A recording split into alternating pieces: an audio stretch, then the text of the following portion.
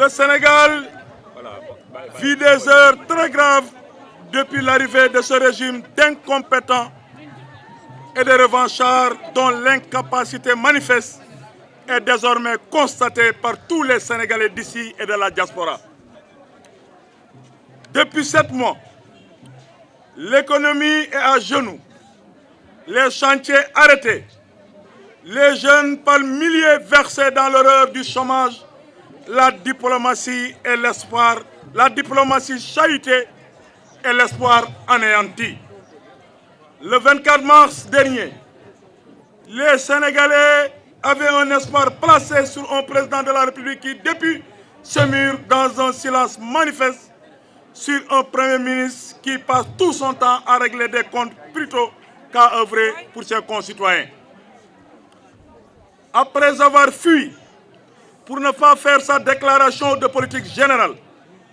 Ousmane Sonko passe tout son temps dans les rues à menacer, intimider et raconter des contes-vérités. Sa dernière en date concerne un soi-disant compte bancaire d'un dignitaire du précédent régime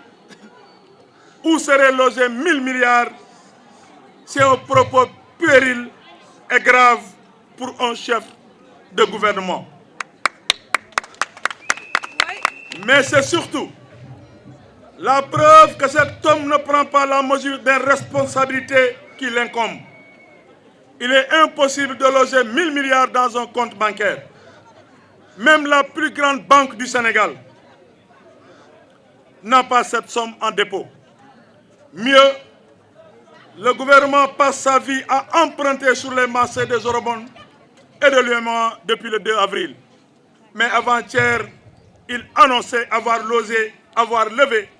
181 milliards d'eurobonds. Mais comment emprunter 181 milliards à un taux de 6% alors qu'on a par devers soi 1000 milliards? Ce qui reflète du pur mensonge. C'est une manipulation supplémentaire d'un homme aux abois, dangereux pour la cohésion sociale, paniqué qui veut s'accrocher à des branches imaginaires. Le régime, par méchanceté, a haussé particulièrement le taux de chômage au Sénégal. Le gouvernement a licencié des milliers de Sénégalais de l'administration sans aucun fondement. Il a humilié et précarisé les marchands ambulants, les chauffeurs de taxi, les jakartamans et toutes celles et ceux qui, dans le secteur informel, faisaient vivre leurs familles. Ce régime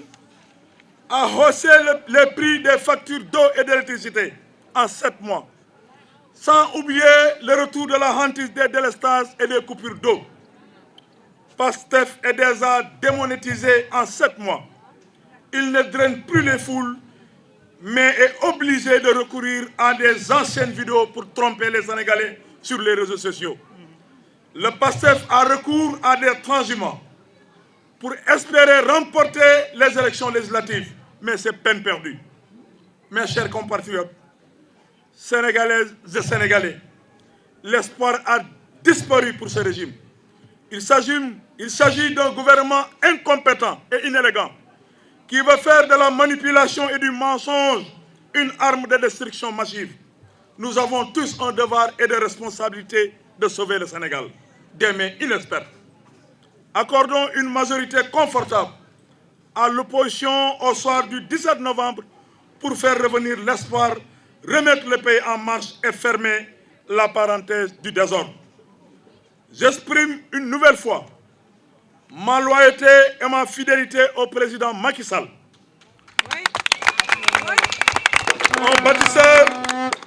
Un bâtisseur et un homme d'État hors pair. Je réaffirme mon engagement à soutenir la coalition Takku Wallu Sénégal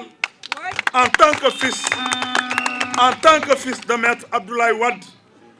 père du libéralisme africain. Mais à l'attention des militants et sympathisants à Thiès. Ici, nous sommes en intercoalition, donc le département de Thiès, nous voterons avec notre partenaire de la coalition, Sam Sakadou, dirigé par notre frère et ami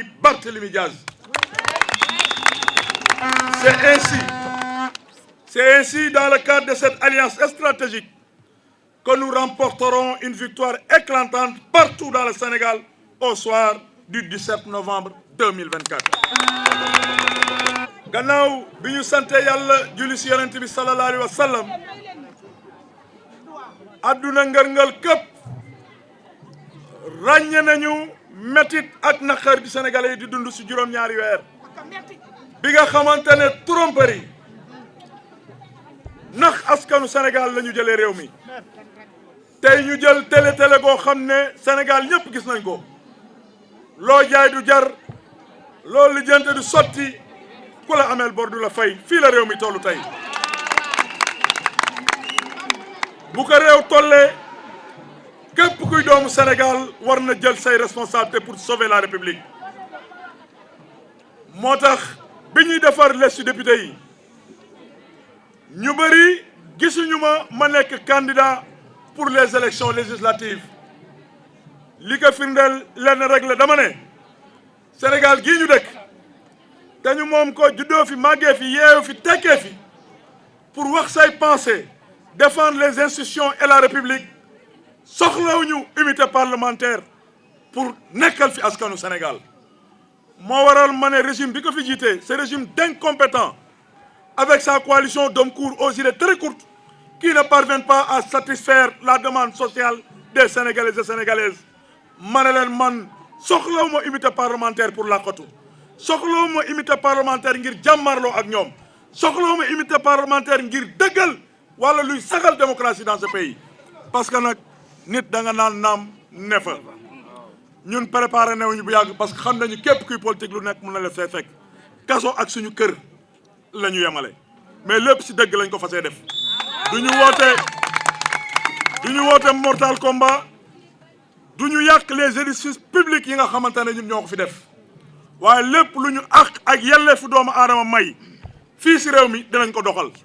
bu ñu waxee safaan ba ñu teggi ko teg dëgg la preuve ñoom VAR li tax ñu yéex a jóg dañ doon bàyyi ak Ousmane Sonko ak VAR yi parce que l'ennemi de Ousmane Sonko c'est Sonko lui-même ndax ñëpp lu mu sa wax ñëpp xam nañ ne dara du si dëgg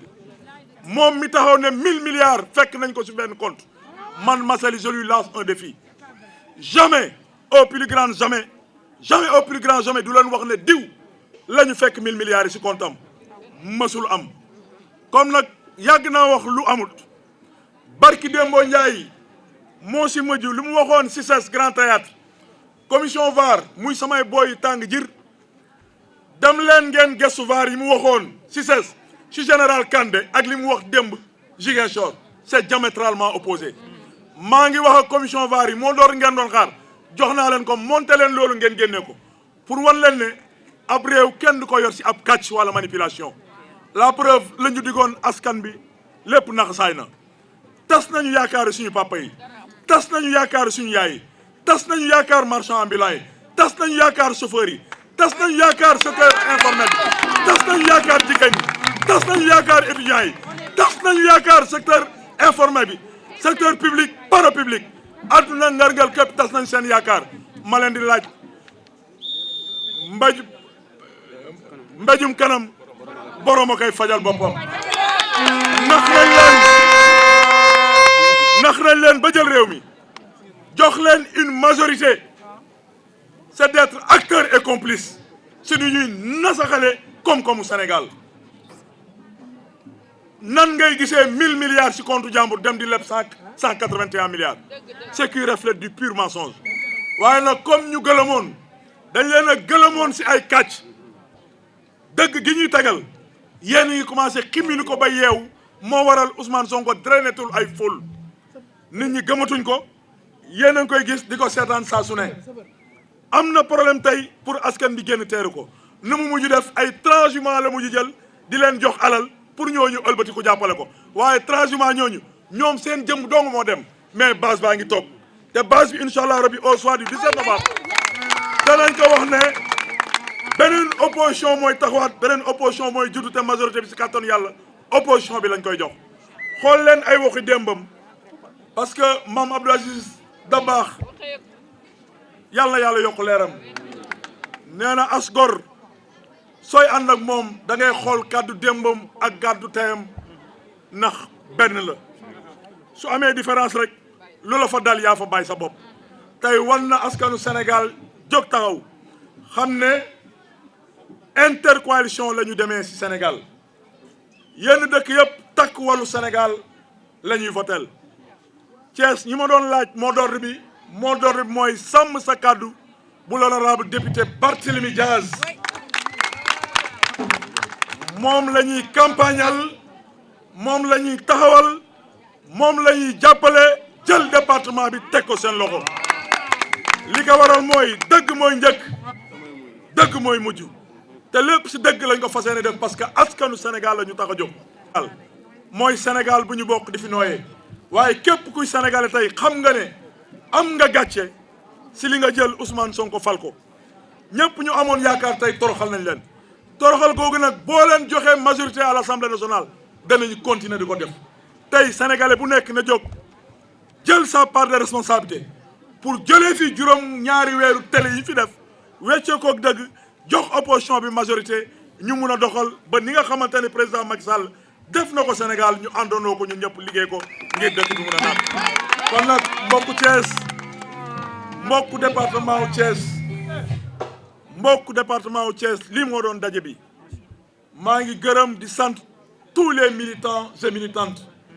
di gërëm nos vaillants journalistes ñoom it ñu ngi informer juste et vrai waaye combat bi ñu nekk pour Sénégal pour saxal démocratie dëggal dëgg effacer ko kàcc am ngeen ci part de responsabilité parce que gëm naa ne bi mu jëlee pouvoir bi yéen la njëkk a song moo waral ku ci nekk ci ñun am na part de responsabilité pour jëlee fi njuumali jëlee fi lu fi nekk parce que tey suñu doom yaa ngi commencé yàqu ñu ngi bëgg a tàmmal xale yi fen parce que dañu jàpp ne fen mooy li nga xamante ne mooy doxal ab réew et c'est extrêmement grave wax naa ko ñoom Barthélémy Diaz wax naa ko it coalition takku wàllu Sénégal bi ma bokk nee naa leen bis bu ñu amee majorité nañu dugal à l'Assemblée nationale loi boo xamante ne dañuy interdire fen au Sénégal non effectivement dañ ko war a criminaliser dañ ko war a criminaliser parce que lii xew Sénégal mu ngi bëgg a law te mu ngi bëgg a yàq réew mi bu ñu demee ba ay xale naan ñoom ak Ousmane Sonko ñoo yem parce que ay moomin lañu yàlla toppewu leen dara c'est extrêmement grave Ousmane Sonko est un homme dangereux pour la cohésion sociale ku mel noonu lui donner une majorité à l'Assemblée nationale c'est asphyxier les Sénégalais vivants donc ñun ñëpp am nañu part de responsabilité man ba may soobu nag lu leer laa leen wax bis bu ñu amee majorité par force dinañu dugal ab loi pour interdire fen fii Sénégal non parce qu'il est 30 ans parce que lii ñuy dund wax dëgg yàlla metti na te mënatul continuer comme nee na moomin la moom ak xale yam yàlla toppeewu ko dara askanu Sénégal nag nañu jël seen responsabilité kon nag jërë ngeen jëf waaw